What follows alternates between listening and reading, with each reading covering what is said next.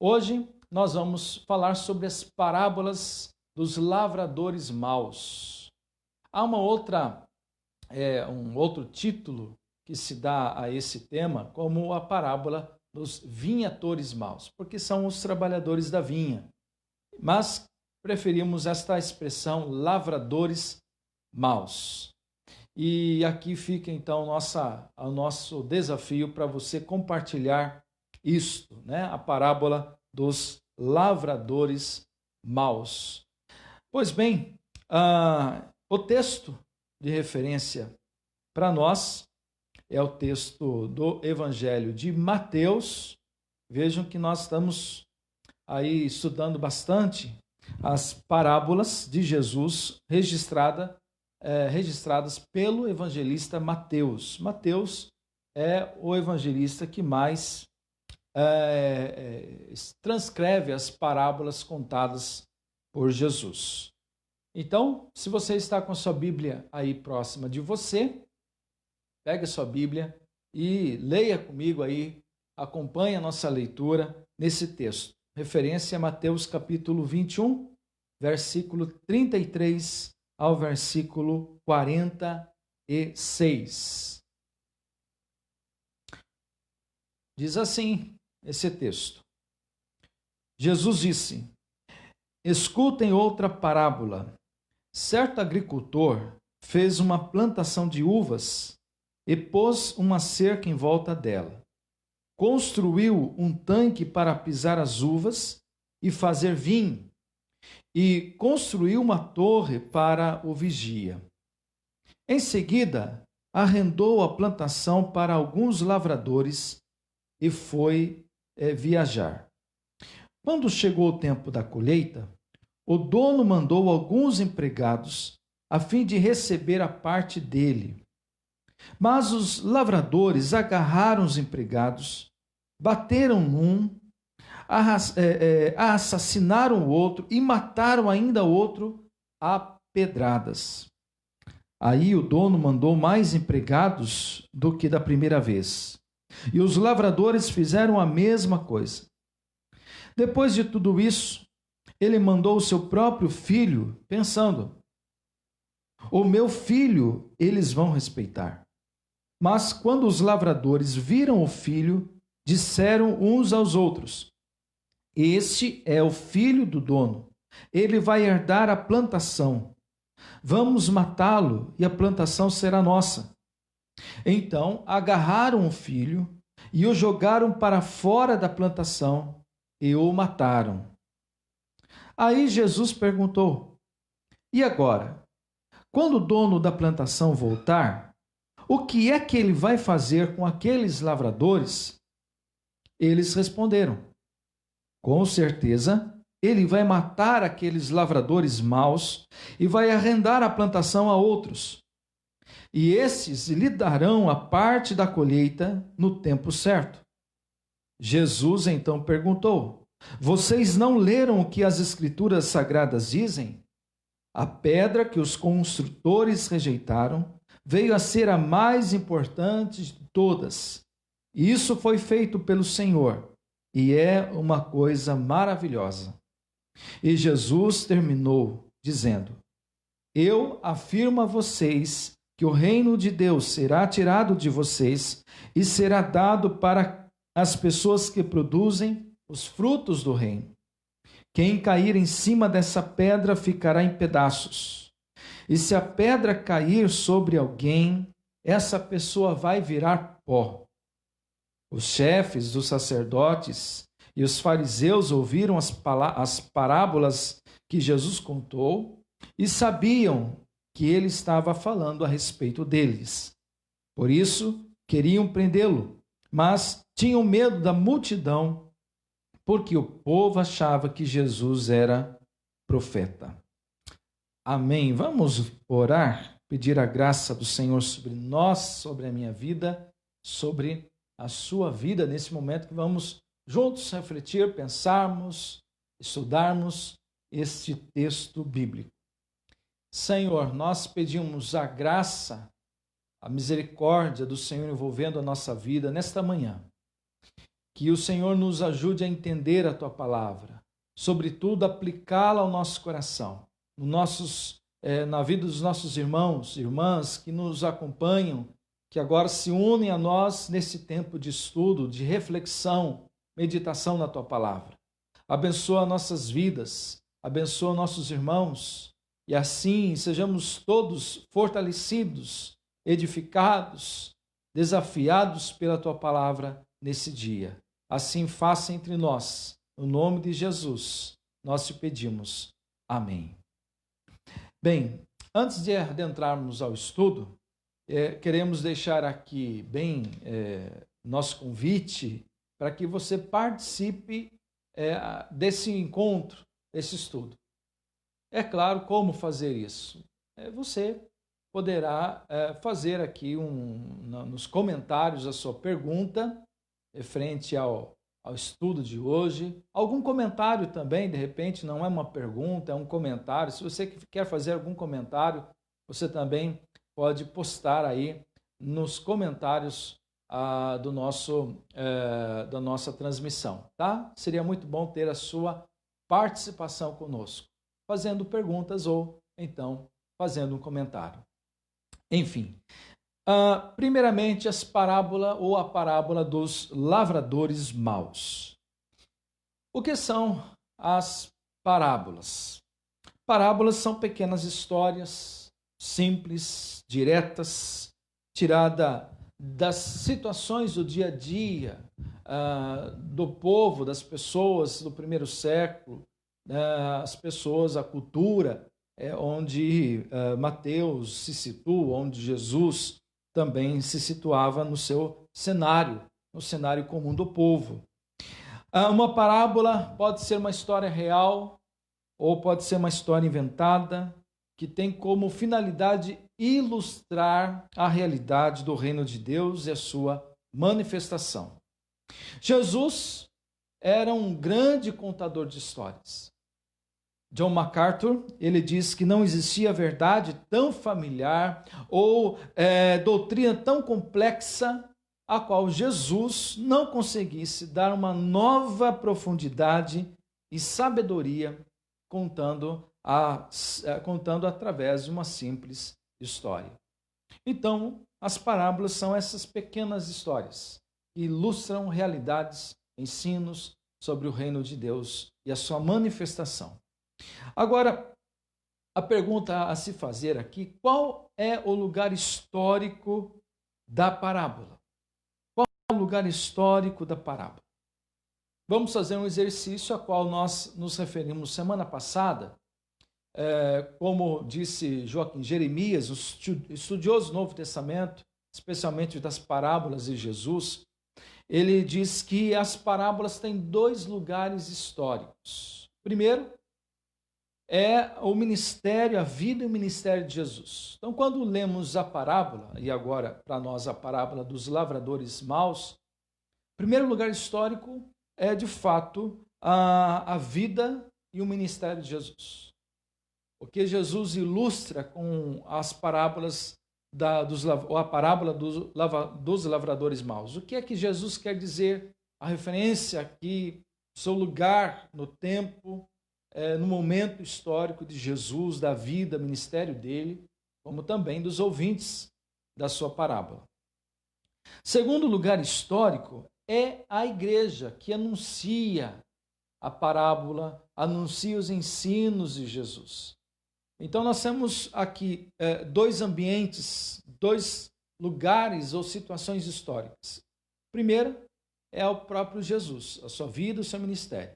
Segundo, é a igreja que relê os ensinos, e aí para nós hoje a parábola dos lavradores maus, e ao reler esta parábola, ela traz então suas lições, implicações para o momento dela. Mateus está distante de Jesus praticamente quase 40 anos, mais de 40 anos, 50 anos, entre o final do ministério de Jesus, a comunidade de Mateus, do evangelista, há aí mais ou menos 40 anos de distância. Então, quando a igreja relê as histórias e a parábola, ela traz luz para o seu momento histórico. Ela quer interpretar a parábola dos lavradores maus para o seu próprio contexto. É claro, ela entende e ela procura entender o que é que Jesus quis dizer aos seus ouvintes, os primeiros. E agora, o que é que a igreja pode, ao ler, ao interpretar no seu exercício de interpretação, quais são as lições que ela toma para si, para a sua comunidade e para o momento. Nós estamos situados aqui também, nesse segundo lugar histórico, que é a releitura que a igreja faz dos ensinos de Jesus e da parábola dos lavradores maus. Então, à medida que eu e você, eu aqui, você na sua casa, à medida que estudarmos e refletirmos esse texto que lemos, a parábola dos lavradores maus, à medida que fizermos isso, pense nessas duas situações históricas. Jesus, sua vida, seu ministério, os seus primeiros ouvintes e a igreja hoje, eu e você, como quem está relendo, fazendo esta releitura e tirando para si preciosas lições. Bem, então vamos para a parábola em Mateus. Por que eu pus aqui parábola em Mateus? Porque essa parábola dos lavradores maus, também está registrada no Evangelho de Marcos, capítulo 12, versículo 1 ao versículo 12, e no Evangelho de Lucas, capítulo 20, versículo 9 ao versículo 19. No entanto, cada evangelista, ao registrar a parábola, ele tem situações históricas que diferem. Marcos, ele faz esta releitura da parábola para a sua comunidade, seu contexto histórico, seu momento. Marcos, ele está propriamente cerca de 10 a 15 anos antes. Ele escreve antes do evangelista Mateus. É o primeiro escritor dos evangelhos. E Lucas também está num momento diferente. Lucas está, depois de Marcos, num outro momento, num outro contexto, também escreve esse evangelho para uma comunidade diferente a de Marcos e diferente a de Mateus. Então, a parábola em Mateus, que tem alguns nuances, e, sobretudo, aquilo que nós vamos falar sobre a alegoria. Outro fator é que Mateus tem um acréscimo no capítulo 21, é o verso 44, quando ele fala de quem cairia em cima dessa pedra, falando da pedra que os construtores rejeitaram. Nós não temos o verso 44, esta frase, essa referência, não há em Marcos e também não há em Lucas. Então, por isso, a parábola em Mateus. Como é que Mateus ele relê, como é que a sua comunidade relê essa história, essa parábola contada por Jesus? Bem, essa parábola se liga à canção, ao cântico da vinha, registrado no livro de Isaías, capítulo 5, versículo 1 ao versículo 7. Bem, eu vou fazer essa leitura, e se você está aí com a sua Bíblia próxima e aberta, se quiser, poderá também nos acompanhar.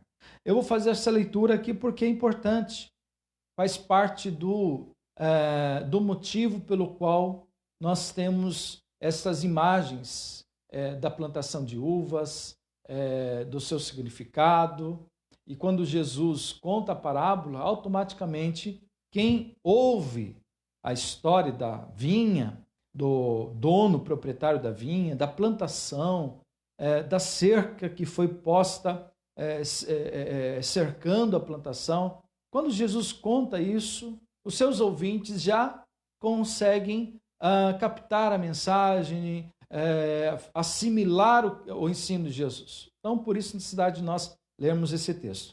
Isaías, capítulo 5, versículo 1 ao versículo 7, diz assim: Vou cantar agora para o meu amigo uma canção a respeito da sua plantação de uvas.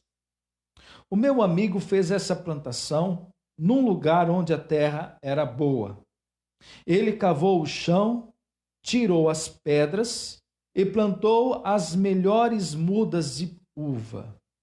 No centro do terreno, ele construiu uma torre para o vigia e fez também um tanque para esmagar as uvas.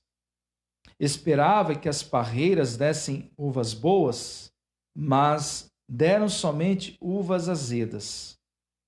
Agora o meu amigo diz: moradores de Jerusalém e povo de Judá, digam se a culpa é minha ou da minha plantação de uvas. Fiz por ela tudo o que podia.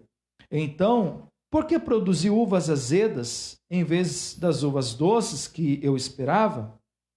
Agora eu lhes digo o que vou fazer com a minha plantação de uvas. Vou tirar a cerca e derrubar os muros que a protegem. E vou deixar que os animais invadam a plantação e acabem com as parreiras. A plantação ficará abandonada, as parreiras não serão podadas e a terra não será cultivada. O mato e os espinheiros tomarão conta dela. Também darei ordem às nuvens para que não deixem cair chuva na minha plantação. A plantação de uvas do Senhor Todo-Poderoso, as parreiras de que ele tanto gosta, são o povo de Israel e o povo de Judá. Deus esperava que eles obedecessem à sua lei, mas ele os ouviu cometendo crimes de morte. Esperava que fizessem o que é reto, direito, justo, mas só ouviu as suas vítimas clamando por socorro.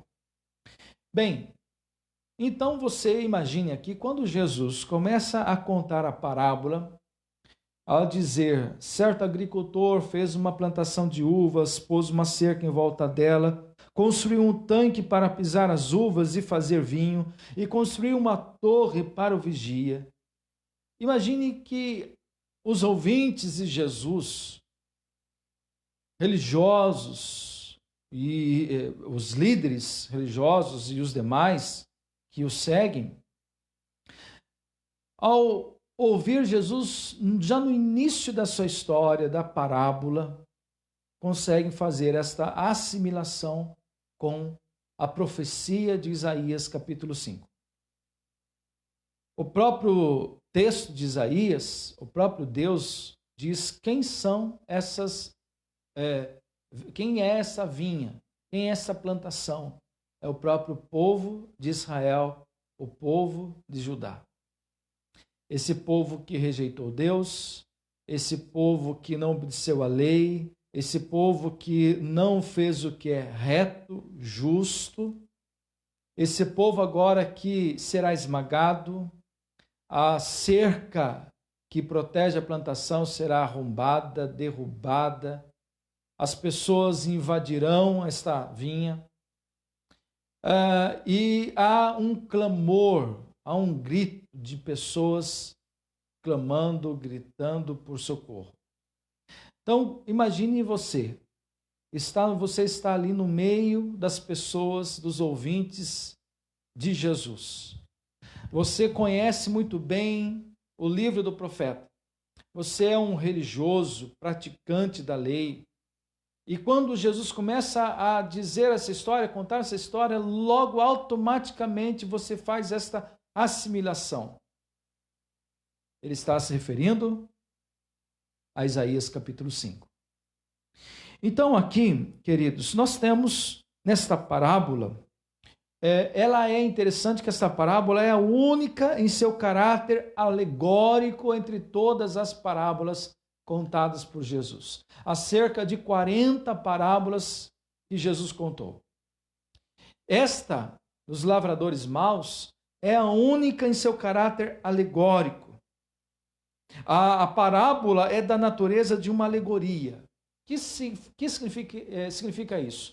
Cada figura, cada imagem traz pontos de referência, de interpretação.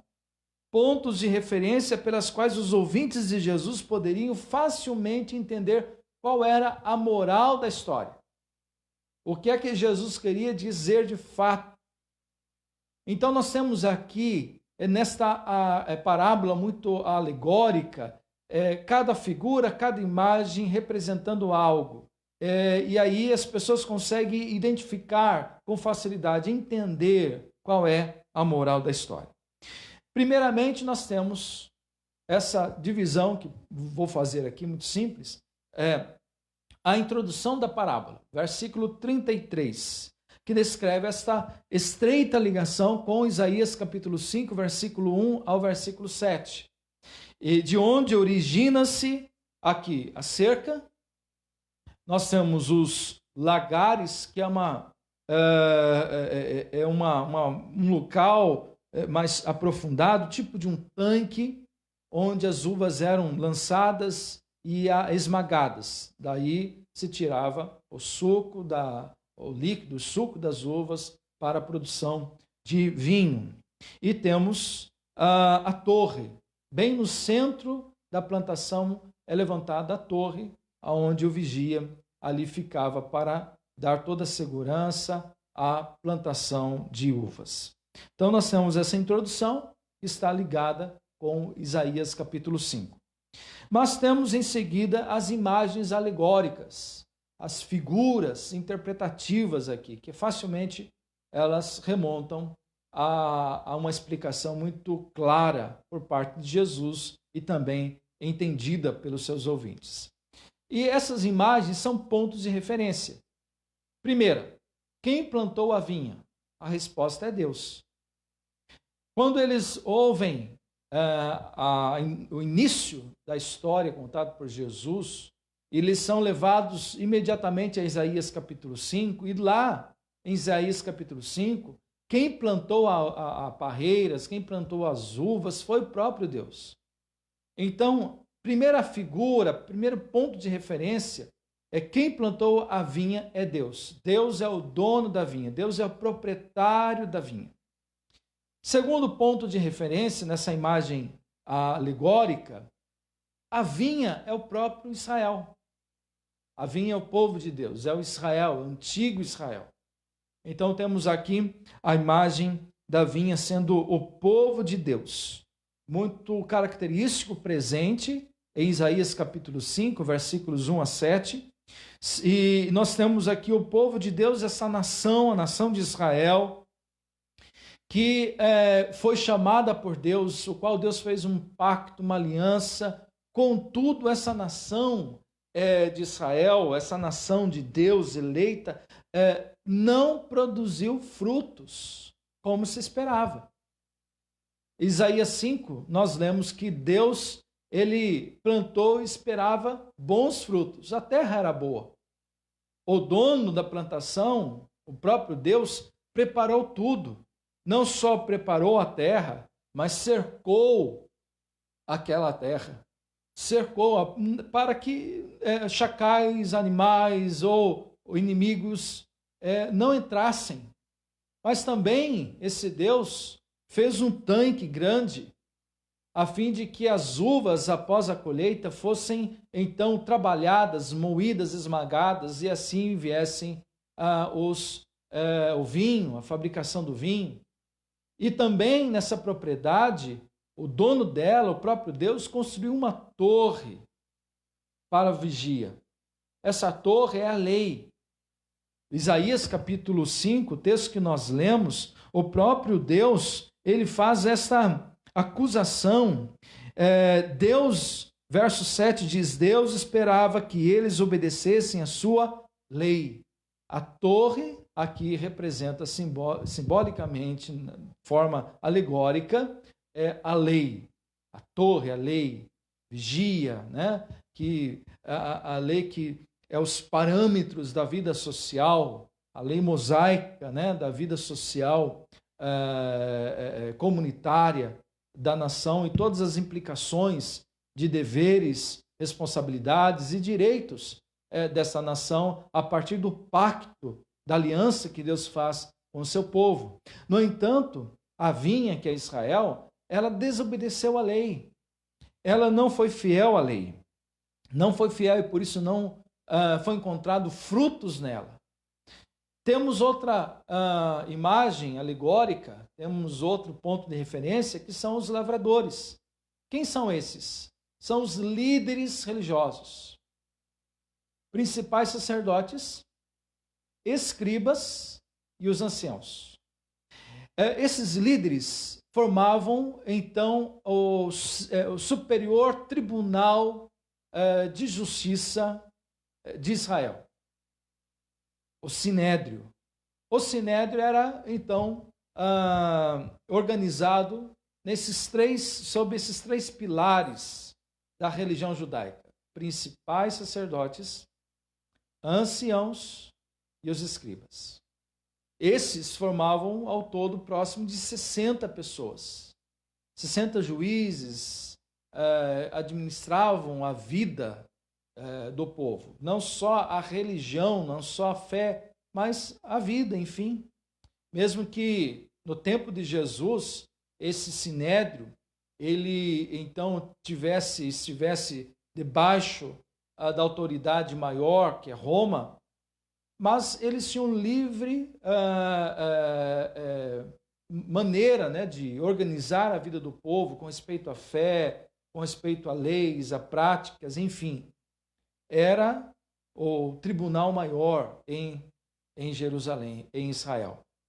Então, os lavradores é a referência aos líderes religiosos, mas também aos seus seguidores, aqueles que seguem suas orientações, as suas ordens. E aí, ao todo, seria a própria nação, a nação toda de Israel, que rejeitou ao Senhor Jesus, que rejeitou os profetas que lhe foram enviados. Esta nação, então, os lavradores que não produziram os frutos. Temos uma outra imagem alegórica, uma figura alegórica e também ponto de referência, que são os servos. Quem são esses? São os profetas. Aqueles que Deus enviou, o proprietário da terra, enviou os seus servos. E são os profetas do Antigo Testamento, os quais Deus enviou um após o outro, para então requerir deles aquilo que lhe cabe como direito. Havia três formas, e aqui esses servos, eles vão em nome, sob a autoridade do dono, do proprietário daquela terra, daquela lavoura. Havia um acordo, e isso era comum, quando Jesus fala sobre esta forma de arrendar uma propriedade, era algo comum, especialmente na região da Galileia.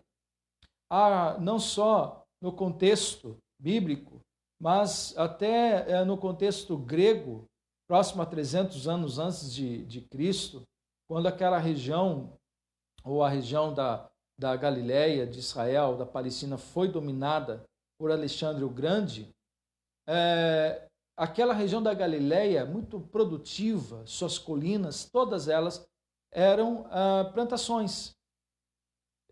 E muitas vezes até plantações dos príncipes gregos. E essas plantações eram desses que não moravam em Israel, que moravam fora da Palestina. Então aquela propriedade era arrendada. Quando Jesus fala de que um dono da plantação arrendou para os lavradores e foi embora, viajou para um lugar distante, ou seja, ele não morava ali, ele não morava na Galileia, ele tinha direito sobre as terras, a propriedade era dele, ele mesmo plantou as uvas, ele cercou, ele fez um tanque para pisar as uvas, ele construiu a torre para um vigia cuidar e foi embora. Ele então fez um acordo com os arrendatários e assim após foi embora. Bem, havia uma lei, havia a lei sobre arrendamento de terra. Havia três formas de arrendamento. Primeira forma, uma quantia em dinheiro. A pessoa combinava uma quantia em dinheiro eu quero uma quantia, né, diante da plantação, do tempo da colheita, enfim. A primeira forma era uma quantia em dinheiro. A pessoa pagava, na época da colheita, após a colheita, pagava uma quantia de dinheiro estabelecida em acordo entre o arrendatário e o dono, proprietário da terra ou da lavoura. A segunda forma de arrendamento era uma proporção da colheita. Ou seja, uma proporção, uma quantidade da colheita ficaria para o proprietário da lavoura. E a terceira forma de arrendamento, uma quantia definida do produto. Quer o ano fosse bom ou ruim, quer a colheita fosse boa ou ruim. Então havia também essa terceira forma, que era uma quantidade definida. Tipo, eu quero tantas sacas, ou tanto, aliás, aqui para vinho, né? Quero tanto em litros. Enfim, eram essas três formas de arrendamento na época em que Jesus diz essa parábola. Muito, então, certo que quando Jesus conta esta história, esta parábola, os seus ouvintes estão entendendo. Eles sabem desse contexto da região da Galileia, de muitos proprietários de terra que têm terras e lavouras, arrendam para lavradores e não moram na Galileia, moram em outra região, até fora de Israel. Então, vejam aqui que os servos são os profetas enviados por Deus, como era um contexto comum desses produtores, desses proprietários, desses donos de terras, que no tempo da colheita enviavam seus servos sob a sua autoridade para receber o combinado. Seja ele uma quantidade de dinheiro, seja ele uma proporção da colheita, seja ele a quantidade definida do produto. Deus faz o mesmo.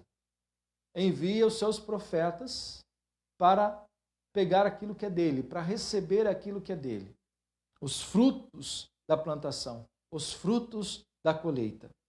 No entanto, o texto nos diz que esses servos, eles são rejeitados, eles são capturados, espancados, mortos rapidamente, e um outro, ele é morto lentamente por apedrejamento. E aí, o dono da propriedade envia mais uma vez seus outros servos em maior quantidade, e os lavradores fazem a mesma coisa que fizeram aqueles primeiros. Por causa da longa série de rejeições do povo de Israel quanto aos profetas que Deus havia enviado a eles, e aí versos 35 e 36 nos remonta a isso, esse antigo Israel como tal perderia o direito de receber as bênçãos pertencentes ao reino de Deus. Agora aqui entra um tema para a comunidade de Mateus e para muitos de nós também. Quando Mateus, a sua comunidade faz uma releitura disso, da rejeição de Israel ao matar os profetas, e aqui nós temos propriamente quando Jesus entra em Jerusalém e olha do monte, da colina, para as muralhas, para a cidade, ele diz: Jerusalém, Jerusalém, que mata os seus profetas que vieram até vós.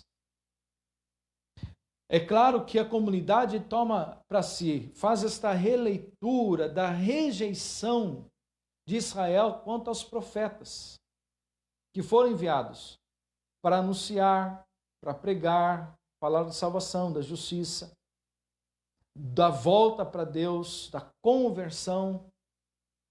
Quando a comunidade de Mateus faz esta releitura agora, da rejeição do antigo Israel para o novo Israel, para um novo momento histórico para a igreja, cria-se aqui uma polêmica.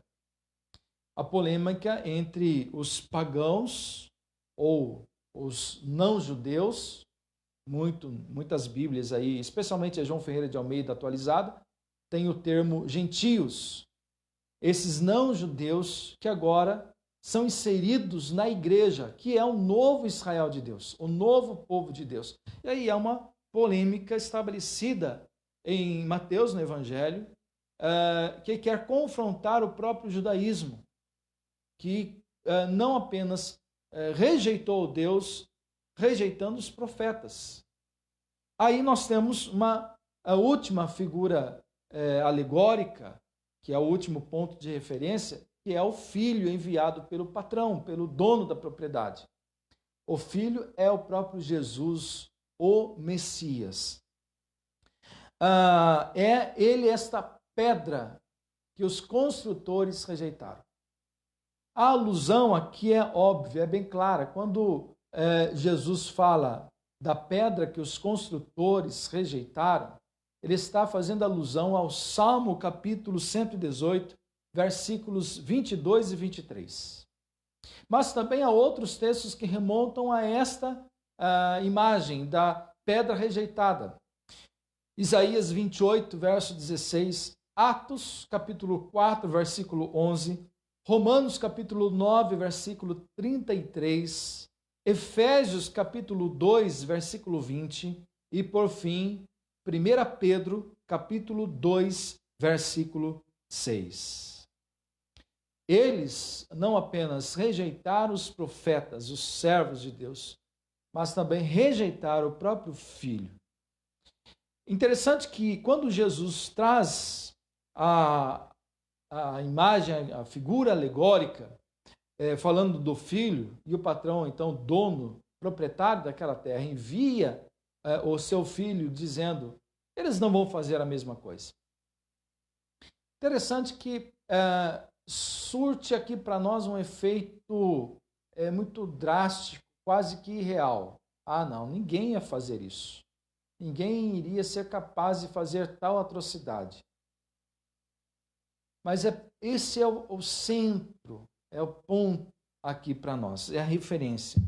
Porque a pergunta que devemos fazer, então, diante desta parábola é: qual é o sentido original da parábola? Qual é o sentido original da parábola? Bem, essa parábola tenciona justificar a oferta da boa nova da salvação, da mensagem da salvação, a qual os lavradores, o povo de Israel, os seus líderes e toda a nação, eles rejeitaram essa boa nova. Então, ela agora é dada aos outros, a outros lavradores, a outros que irão fazer a colheita, que produzirão os frutos, que então devidamente irá ressarcir ou dar a parte que cabe ao proprietário da terra. Em Mateus, a parábola então se torna como um esboço da história da salvação. Como que se Mateus tivesse voltado para trás na história da salvação, primeiramente para o pacto da aliança de Deus no Sinai com o seu povo. Esse pacto que estabelece o povo de Deus como povo exclusivo de Deus, nação de Deus. Passando agora pela destruição de Jerusalém. Versículo 42 do texto que nós lemos, fala da pedra que é rejeitada. Isso é algo de Deus, é maravilhoso. Esta destruição de Jerusalém, que também faz referência ao capítulo 22, versículo 7, do próprio Evangelho de Mateus, a qual o próprio Jesus fala dessa destruição de Jerusalém, da destruição do templo em Jerusalém, que não ficaria pedra sobre pedra, mas ao terceiro dia ele iria reconstruir, a referência à sua ressurreição. E também pela fundação da igreja. Esse é o esboço final. Temos aqui o esboço da história de salvação, que começa pelo pacto da aliança de Deus no Sinai, formando o seu povo, a nação, passando pela destruição de Jerusalém, também pela fundação da igreja entre os pagãos, os não-judeus, e por fim, agora, essa história da salvação culmina no juízo final. Versículo 44 diz: quem cair em cima dessa pedra ficará em pedaços, E se a pedra cair sobre alguém, essa pessoa vai virar pó. Enfim, agora, o que nós aprendemos nessa parábola? Quais são as lições que aprendemos aqui? Eu coloco 3 lições. Primeiro, o que aprendemos nessa parábola? Uma autêntica consciência eclesial. Por que isso? O que Jesus está dizendo, o foco principal, a chave, é a não existência do Israel antigo como propriedade exclusiva de Deus. Esta releitura que Mateus faz à sua comunidade, a mesma que o próprio Pedro, o apóstolo Pedro, faz desta rejeição de Israel, dos líderes do povo, da nação, aos profetas que foram enviados e ao próprio Jesus, fazendo a Jesus o que fizeram os servos aos profetas, mataram Jesus. E isso foi algo bem pensado, planejado, porque quando os lavradores maus, eles veem o filho vindo até eles para resgatar aquilo que é do seu pai, aquilo que é do proprietário da terra, o que eles pensam, olha só, eles pensam, eles disseram uns aos outros, eles planejam, este é o filho do dono, ele vai herdar a plantação, vamos matá-lo e a plantação será nossa. Havia uma lei que dizia assim, quando um proprietário de terras arrenda a terra a lavradores, se esse proprietário falecer, vier a morrer, e não tiver herdeiros, aquela propriedade passa então a pertencer àqueles lavradores. Então eles fazem de caso pensado, eles planejam matar o filho, porque eles então se tornariam herdeiros daquela propriedade. Então fazem de caso pensado, eles matam, mas eles não matam dentro ali, eles tiram o filho para fora da plantação e matam o filho fora do cercado da propriedade. A alusão que Jesus faz é a sua morte, a sua própria morte. O que os religiosos e a nação fará a ele? Ele será morto fora dos muros de Jerusalém, em cumprimento à profecia.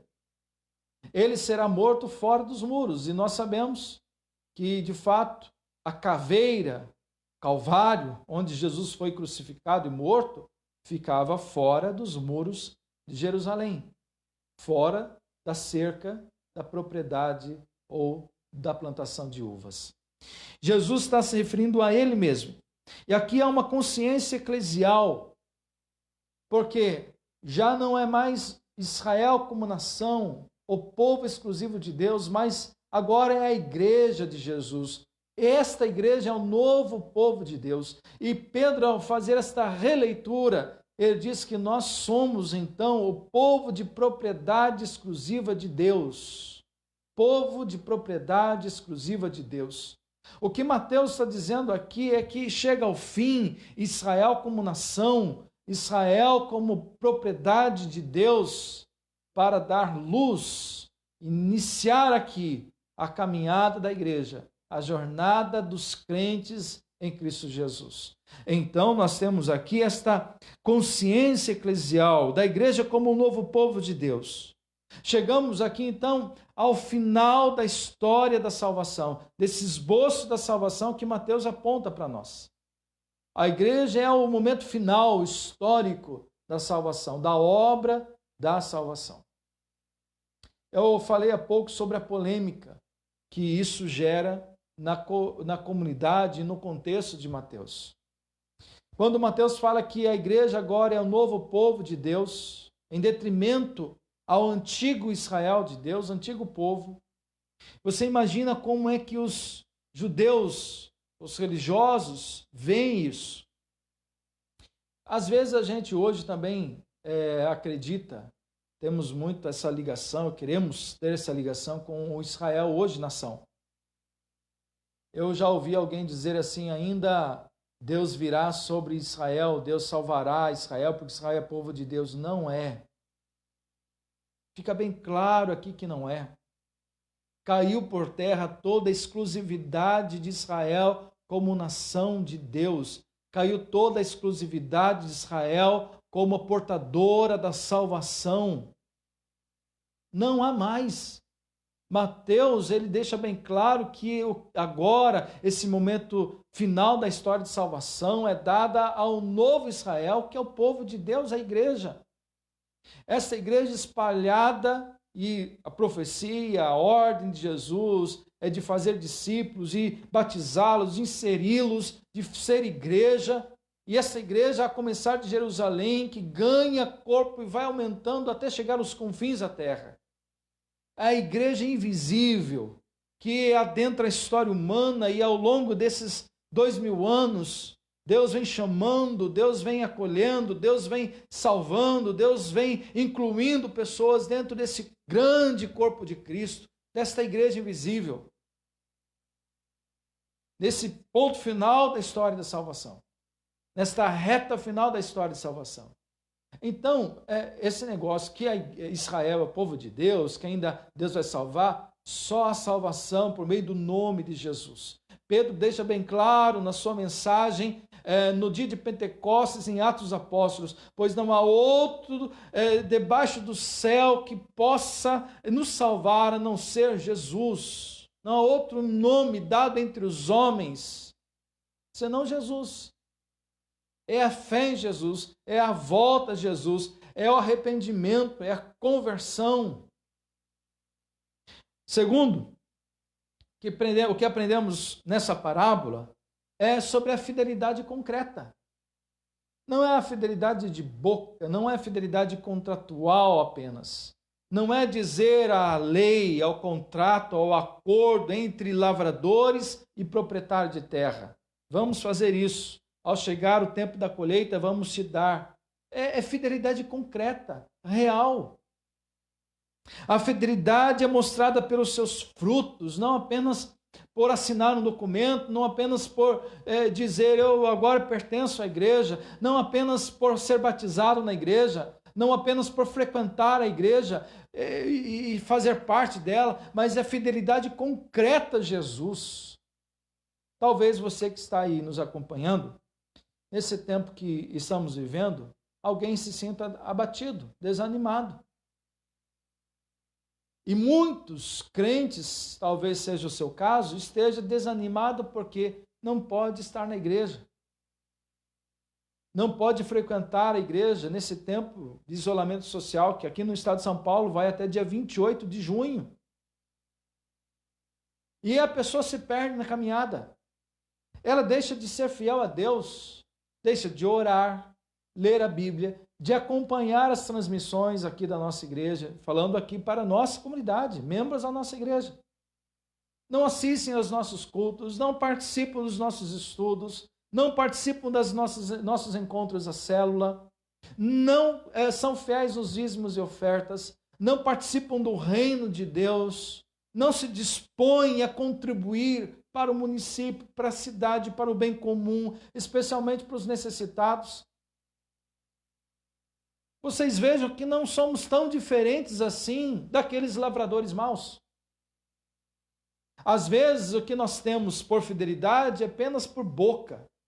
Dizemos que vamos sim, vamos ser fiéis, vamos repartir, vamos dar, vamos fazer a nossa parte que cabe a nós. Mas vejo que a rejeição de Deus agora para Israel, porque eles não foram fiéis. A questão não é apenas fé, é fidelidade. Falamos isso semana passada, ouvimos sobre isso. Abacuque, que diz, o justo viverá por sua fidelidade. Você tem sido fiel? Ah, pastor, eu sou um homem e uma mulher de fé. Não, eu quero saber da sua fidelidade. A fidelidade é fé em concretude, é fé realizada, é fé na vida, não só nos sentidos, não só na mente, mas concreta. A fé que se revela, se mostra verdadeira em gestos, em práticas, em obras. E é exatamente isso, é a fé operante. Fidelidade concreta é fé operante, e não apenas a fé contemplativa e preguiçosa.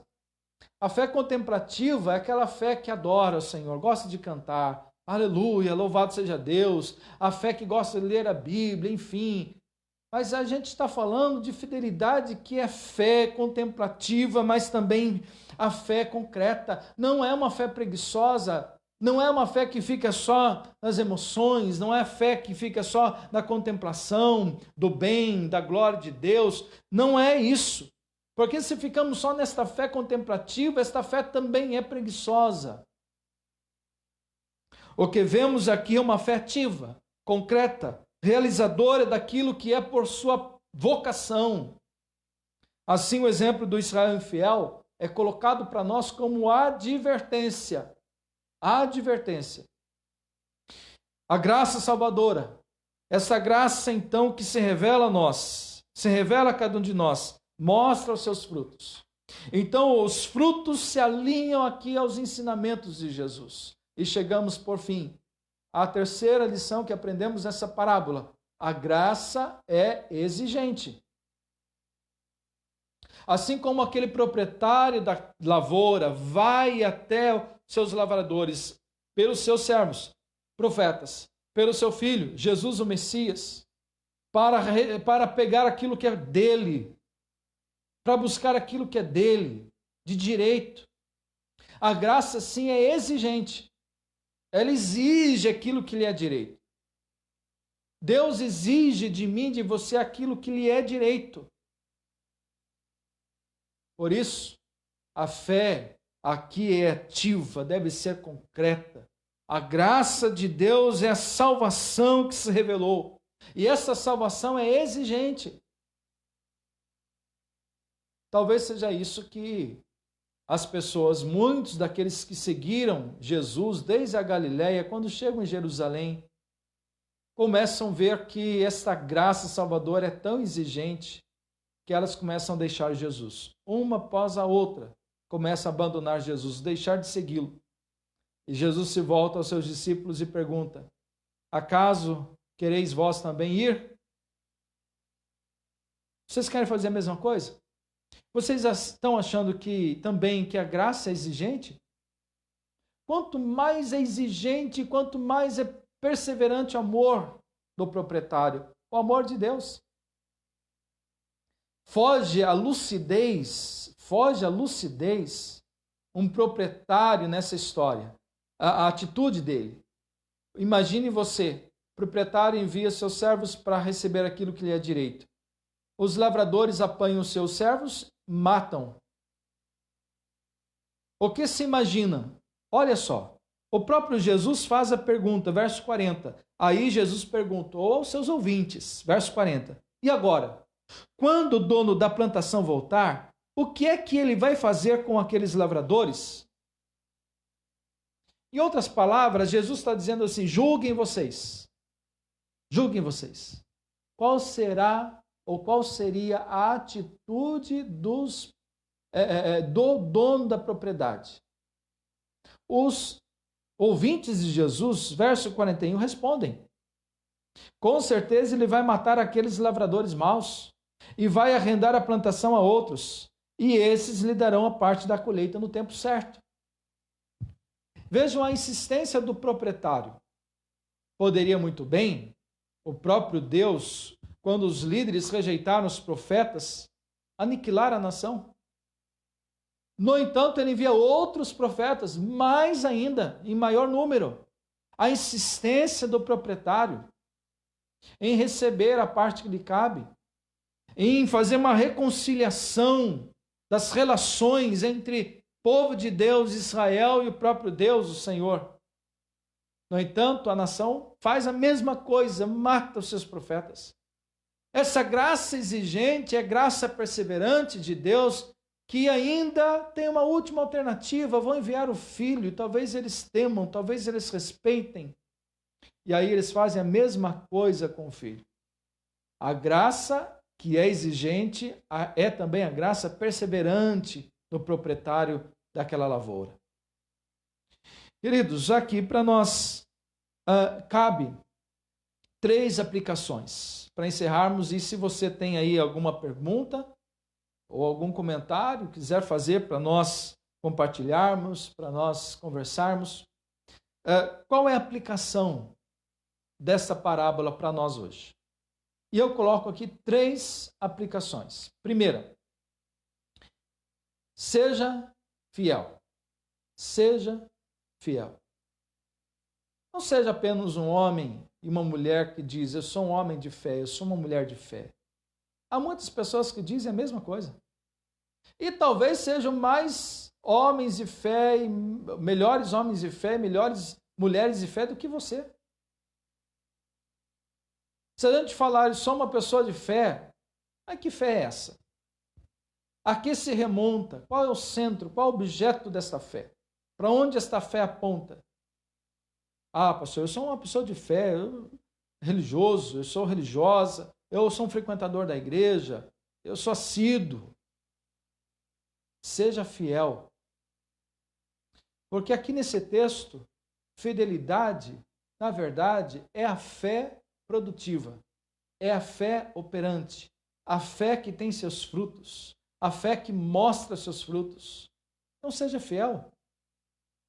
Seja fiel. Mais do que uma pessoa de fé, seja fiel. Aquela pessoa de fé operante, fé que produz seus frutos. Então, primeira lição, aplicação para nós aqui é, seja fiel. Segunda aplicação desse texto, produza frutos. Produza frutos. É o fruto que interessa. Deus virá para buscar aquilo que lhe cabe, dos frutos. Dos frutos. Se você atentar, por exemplo, a Mateus capítulo 21 mesmo, no versículo 18 ao versículo 22, temos Jesus e a figueira. Temos aqui a maldição da figueira, porque ela não produziu seu fruto. O que interessa para Jesus, o que interessa para Deus é a produção de frutos. Você tem produzido frutos? Quando o Senhor voltar, Ele vai buscar frutos. Você terá frutos para apresentar a Ele.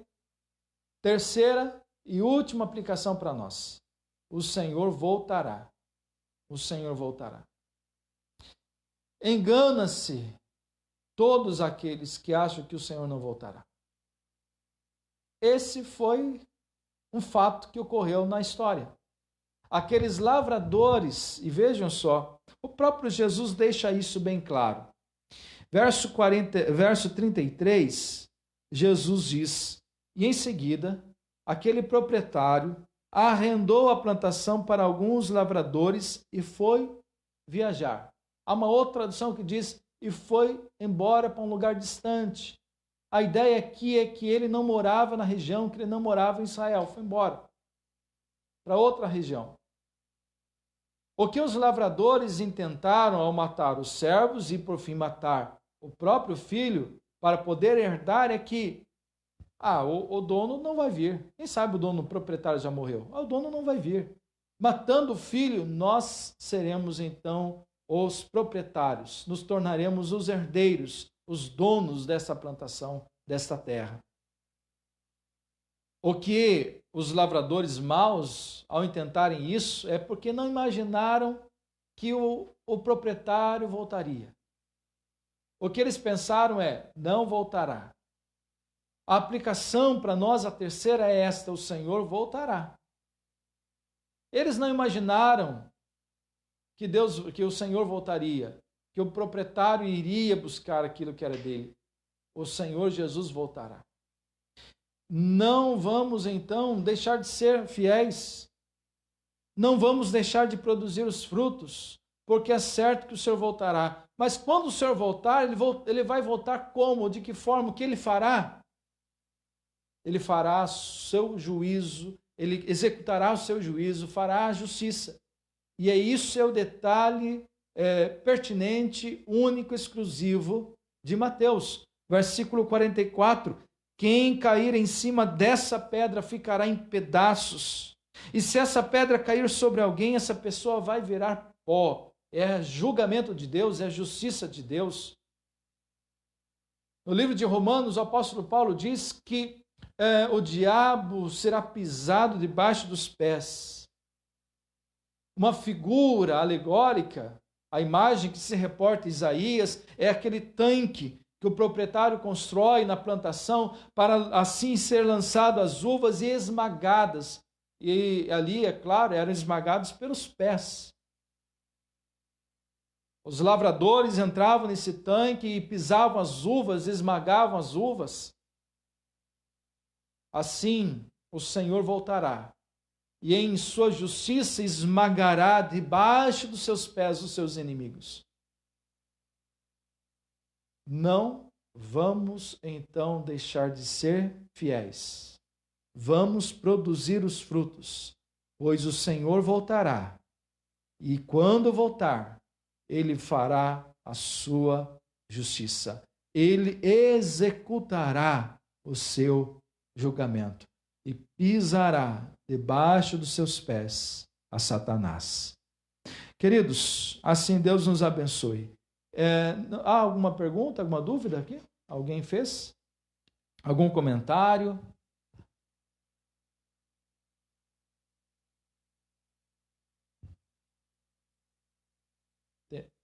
Temos uma pergunta. Nosso irmão Marco Antônio Capoeira pergunta, né? Qual a participação do povo de Israel nessa parábola? Pois cita profetas, os líderes religiosos, e sobre o povo diz que somente deram uvas amargas. À luz, né, de Isaías, capítulo 5. Há um peso grande para o povo também. Dá até a impressão de que eles não participaram na morte de Jesus. Primeira questão, Marco, e para todos nós, a participação do povo de Israel é total. Quando Jesus faz alusão à nação, referindo-se a Mateus, Mateus, né, faz alusão à nação, referindo-se a Israel, lá no capítulo 5 de Isaías. Quando o próprio Deus diz, a vinha é Israel, Israel rejeitou, e vai fazendo essa alusão. E aí há o ponto de referência, né, de Mateus, da parábola com Isaías capítulo 5. Outro fato é que os líderes religiosos, que são aqui os lavradores maus, representados pela corte religiosa, principais sacerdotes, os anciãos e os escribas, eles são a voz do povo. E o povo é a voz deles também. Porque quando Jesus é interrogado por Pilatos, é este povo de Israel, com os seus líderes, que pedem, crucifica-o, crucifica-o. Então, é total. O povo de Israel aqui é total. E tem total participação. As uvas amargas, que é a representação de Isaías capítulo 5, o proprietário, o que plantou, o dono da vinha, ele esperava boas uvas, doces. No entanto, os frutos eram maus. Assim é Israel. Seus frutos também foram maus. Então, de fato, há um grande peso sobre a nação, né, o povo de Israel. Essa participação da nação que rejeita. Jesus não fala que só os líderes rejeitaram, mas a nação rejeitou. Mateus entende também, e a sua comunidade reinterpreta esse fato, tanto a parábola como a própria história e desfecho final de Jesus, na sua condenação, morte, né, por cruz, que a própria nação rejeitou. Então não é um grupo apenas, não foram apenas os religiosos que rejeitaram ao Messias, mas a nação de Israel rejeitou. E é o que o João, o evangelista, também compreende. Ele veio para aqueles que eram seus, mas os seus não receberam, não acolheram. Então, a própria nação não acolheu, não recebeu a Jesus, o Messias. Vamos ver se tem mais algum comentário. Não temos mais nenhum. Temos aqui do Reginaldo. Reginaldo Hanayama. Nós produzimos os frutos para servir ao próximo. Ainda há trabalhadores que consomem o próprio fruto, o ego, O reino de Deus se faz presente em nossas vidas quando vivemos ele e a favor ao próximo. São os frutos, entre outros, né? Pode ser os frutos da solidariedade, da produção, né? de um bem comum. E a gente muitas vezes é egoísta, né? Eu vejo muitas vezes nós, especialmente aqui em Tatuí, às vezes nós como igreja cristã, igreja evangélica, temos sido egoístas. E não apenas a questão de dar, até acho que a nossa cidade, nossa igreja, graças a Deus, mostrou muita solidariedade nesse tempo, arrecadando, doando, ofertando. No entanto, assim, num sentido de comunitário, às vezes ainda somos egoístas na nossa fé. É tempo de ouvir Deus falar com a gente, como falou àqueles ouvintes, como falou a Mateus, como falou a comunidade de Mateus, também Deus fala a nós hoje. Pois bem, chegamos aqui ao final do nosso encontro, do nosso estudo. Deus abençoe muito a sua vida, nossa gratidão por você ter ficado aqui conosco nesse tempo. Temos vários irmãos que estiveram aqui conosco, contribuindo, participando, assistindo conosco nossa transmissão. Deus abençoe. Esperamos que você tenha aprendido algo nesta manhã. Que você então consiga trazer para a sua vida, aplicar aquilo que nós aprendemos hoje, aquilo que ouvimos hoje, aplicar na sua vida, no seu contexto, no seu momento. Deus abençoe muito, muito obrigado pela sua presença conosco. À noite nós voltaremos, nos encontraremos aqui, conectados via o Facebook, para que juntos possamos exaltar, adorar esse Senhor que nos abriu a salvação e nos faz, pela graça dele, participantes do novo Israel, do novo povo de Deus, que é a sua igreja. Deus abençoe a sua vida, tenha um bom domingo. Deus abençoe as nossas irmãs, mães, nesse dia especial. Até mais, até noite, às 19 horas, se Deus assim nos permitir. Fique com Deus e Deus te abençoe.